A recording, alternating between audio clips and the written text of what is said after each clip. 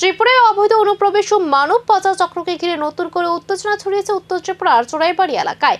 অভিযোগ, সীমান্তের ফাঁক ফকর ও কাঁটাতারে দুর্বল অংশ ব্যবহার করে বাংলাদেশি নাগরিকদের অবৈধভাবে ভারতে প্রবেশ করানো হচ্ছে এবং একটি দালাল চক্র সক্রিয়ভাবে কাজ করছে। এই ঘটনার কেন্দ্রবিন্দুতে উঠে এসেছে চোরাইবাড়ি থানা লক্ষ্মীনগর গ্রামের এক ব্যক্তির নাম। অভিযোগ, দীপন দাস আন্তর্জাতিক মানব পাচার চক্রের সঙ্গে যুক্ত থাকে, অবৈধ অনুপ্রবেশে সহযোগিতা করেছেন। স্থানীয় সূত্রে জানা যায়, গত 21শে মে চোরাইবাড়ি পুলিশ বাংলাদেশি নাগরিক মোহাম্মদ হারুনকে গ্রেফতার করে। অভিযোগ, তাকে ভারতে এনে ভুয়ো পরিচয় রাখা এবং ভারতীয় নথি তৈরিতে সহায়তা করেন দীপন দাস। আরও অভিযোগ, তিনি একসময় আদালতের মুহুরির কাজ করতেন।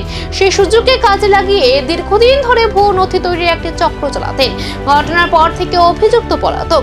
এদিকে তার গ্রেফতারের দাবিতে বুধবার রাতে লক্ষ্মীনগর গ্রামে ব্যাপক প্রতিবাদে সরব হন স্থানীয় বাসিন্দারা। তাদের অভিযোগ, এটি একটি বৃহৎ চক্র এবং দ্রুত ব্যবস্থা না নিলে সীমান্ত নিরাপত্তা নিয়ে বড় প্রশ্ন উঠবে। লক্ষ্মীনগর ওয়ার্ডের 1 নম্বর ওয়ার্ডের নিবাসী দীপন দাস, সে ধর্মনগর মরিবের কাজ করে এবং বাংলাদেশ থেকে ইসলাম ধর্মের একটা লোককে এনে চুল কেটে নিজ ঘরে রেখে 2 মাস ওকে ভারতীয় নথিপত্র তৈরি করতে গিয়ে আমাদের লক্ষ্মীনগর গ্রামের যুবকদের হাতে ধরা পড়ে। আমরা সাথে সাথে চোরাইবাড়ি থানাকে বিষয়টি জানাই। চোরাইবাড়ি থানাও তৎপরতা দেখিয়ে আমাদের সাথে এসে ওই বাংলাদেশি লোকটাকে উদ্ধার করে এবং মরিবটা পালিয়ে যায়।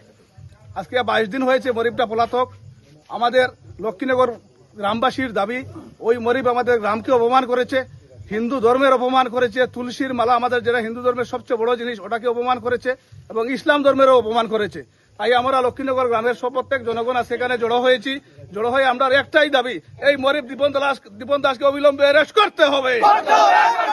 বাংলাদেশ থেকে যে লোকটা এসেছিল, ওর নাম আমরা জেনেছি হারুন।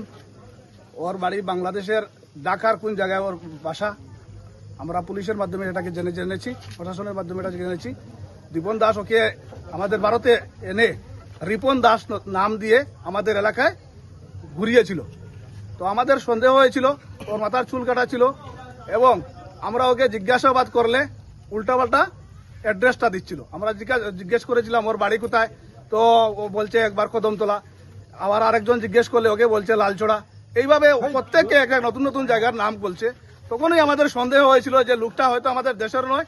ওনার চোরাইবাড়ি থানার মাধ্যমে আমরা জানতে পারি যে লোকটা মুসলমান সম্প্রদায়ের লোক এবং আমরা শুনেছি ওর আধার কার্ড, আই কার্ড প্রায় করে নিয়েছে। আধার কার্ড, আই কার্ড মারফত ওর কাছ থেকে প্রায় 5 লক্ষ টাকা বাংলাদেশি টাকা দীপন দাস। একদিকে গ্রামবাসীদের তীব্র প্রতিবাদ, অন্যদিকে পলাতক অভিযুক্ত। এই মানব পাচার চক্রের আসল শিকড় কি শুধু একজন ব্যক্তি, নাকি সীমান্ত জুড়ে ছড়িয়ে থাকা আরো বড় নেটওয়ার্ক ধীরে ধীরে সামনে আসছে? সেটাই এখন সবচেয়ে বড় রহস্য।